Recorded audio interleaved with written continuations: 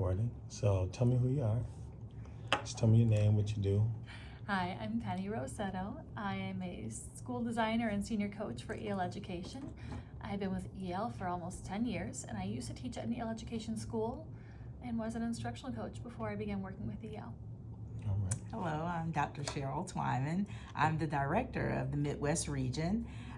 I've been with EL for 3 years, but I have 33 years of public school education experience. And I'm excited to be here. So tell us a little bit about EL education. What is it? What do you do? Why do you exist? EL is so near and dear to my heart. So EL is a way of looking at children as whole people. It revolves around the 3 dimensions of student achievement, which is high quality work, mastery of knowledge and skills, so those academics, and character. And I think about EL as it puts it all together so students get smart to do good, as our president Scott Hartle would say. Yeah, and I think it just looks at children as like whole people who will do good in the world with purpose and with meaning and service. I agree. It's looking at the whole child and also looking at all children. We have 2 sides of EL, more or less. We have what we call whole school, full school model, and we also have an ELA curriculum, and they come together. The 3 dimensions of student achievement sit in both areas. For the regional teams, as far as the 3 dimensions of student achievement, we achieve that through work planning. With the curriculum, the dimensions are seen in the curriculum of high quality work, character, and mastery of skills and knowledge. So it's looking at all children and exposing them to a high quality curriculum that exposes them to things that they may not have been exposed to before, and raising the expectations for all children. Awesome. So how does a school how do you get connected to a school and choose a school to be a part of EL? I think the school chooses us. Mm-hmm. I'd say right? Mm-hmm. They do their research and like, hey, you got something special there. It's different than a KIPP model. It's different than a traditional schooling. There's something about that aligns, and I think that aligns too with like One City's values. I know when we first started working with One City, there's just an emphasis on being whole people and connected to the community and service. And service is the heart of EL, right? Yes. Again, that get smart to do good for kids. So I think that's the values are shared between the school and EL. We kind of find each other.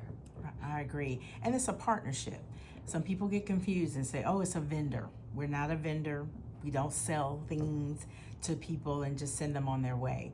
We're looking for partnerships, and so we really look for partnership conditions have to be in place for it to be successful and work for all children and the students and staff that are in schools and districts. So we look to see each other. It's a marriage. It's a partnership. Wow. So we've been on a journey with EL. We started out in 2018 and started working towards the implementation of EL, and then the pandemic hit, and then all of us were trying to adjust and figure out how we keep doing business for schools and kids and educators. And then it took us, I feel like, a little bit longer to rebound from that because we were in the middle of moving buildings and changing and new staff, and it was interesting. Tell us, what have you seen in the growth of One City in the last couple of years and your work with us? One City has got its feet under them. I'd say even more than that. It's fertile soil now. You're ready to launch.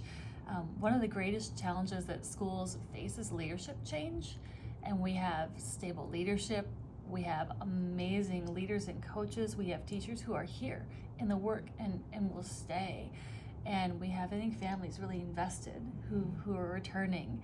And so I think the biggest change that we've seen on EL's end is the dramatic increase of common, strong teaching practice happening in classrooms, having this culture take root. Your habits here are so strong at One City. Kids know their habits and they live them. They don't just articulate them. Scholars know they show up and why they show up, and they show up to learn with purpose, and they want to be here. Right. So there's now this sincere, like I said, the fertile soil of this joy on behalf of adults and kids together in the building. And I see quality instruction happening. Your data shows it more than ever before. We're seeing growth in the data, and also our EL measure of the implementation review of all the core practices you're implementing, you went up 30 some points last year this on a scale of like 100.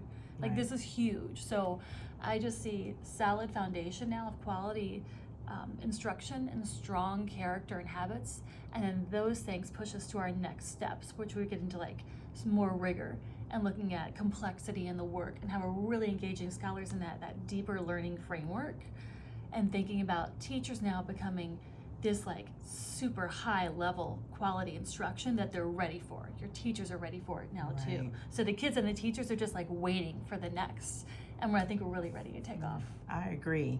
I'll say my first visit to One City was very different than the One City that we have today. There were children, yes, in the building. The passion was there, the vision was there, but there were things that I would just say because of the pandemic and the shifts and the changes that were not necessarily in place. Now, just the things that Penny just finished describing are in place. And really, One City is a light in the city. I remember the conversation we had when I first came, and you said, I want to be a light in the community where people want to come, and the children want to come, the staff, they want to come. And it's very evident when talking with parents in the community that the light is shining bright in One City. Students want to come, and they will, and they're gonna be very upset if they don't have a high school to keep things going, because things are in place, and it is family. That's one thing that I felt as well, and still feel. Anytime you can have a little nickname, and I have a nickname Atlanta because that's where I'm from, that's a sense of family and being at home. And I think that the students feel it, the staff feel it, the people that work here, and definitely the community. So that's something that you can't do very quickly, but you've managed to do in a very short period of time. And you can't fake that And too. you cannot. Your push last year from me to we, like it worked. It like worked. they're there. There is strong community now. It is. Like, And that's what it's- you need yeah. to be successful. That's awesome. That's key. What advice would you give to me as the CEO of One City Schools? Trust your leaders, trust your leadership team, let them really focus, because they are ready to really dig in deeply into that rigor and quality instruction and complexity. And to do that, they might have to shift some things and create some new systems and structures, but I trust they know what they're doing to really help your teachers up their game and to really empower students. So I'd say I just agree. trust them. They are on the right path. Right. To get it done. And they know how to honor children and let them shine. And so I just keep them Lifted. lifted. Yeah, like celebrations of learning, student-led conferences, passages, like keep them like, I want those opportunities, guys, keep them coming. So encourages your leaders, because those are hard things to organize and dig into and get ready for, but it's worth it. And then celebrate them when they have those things, because it really lets the light of the children shine. It is. It is. Yeah. I agree. 1,000%. And keep the vision alive. You have the vision. You have the know-how to make things happen, because you do need both that instructional piece, but you need that business arm as well to keep the school up and alive and well and thriving. So I would say continue on that path as well, and continue to keep the children at the forefront, because that's very evident that you're doing that.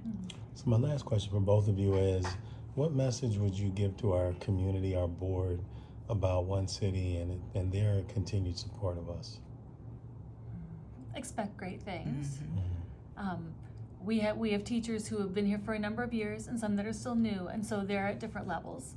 And I think in about 5 years, you'll be blown away by what we contribute to the greater community and our connections to the greater community of Madison.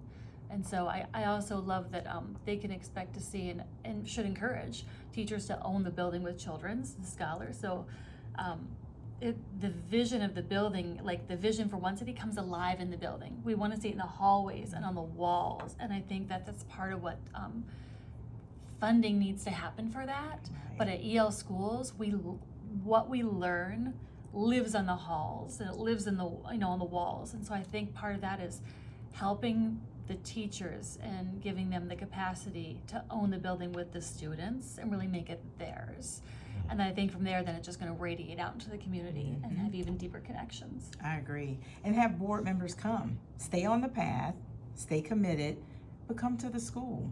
Come visit the classrooms. Talk to the children. Talk to the staff. Because a lot of times you'll sit on a board and it's a lot of numbers and you're in meetings and you see, but just come and see for yourself. That will give you the commitment that they should continue to stay on the path and stay committed to One City. That's awesome. Thank you so much. Yeah, thank you. All right.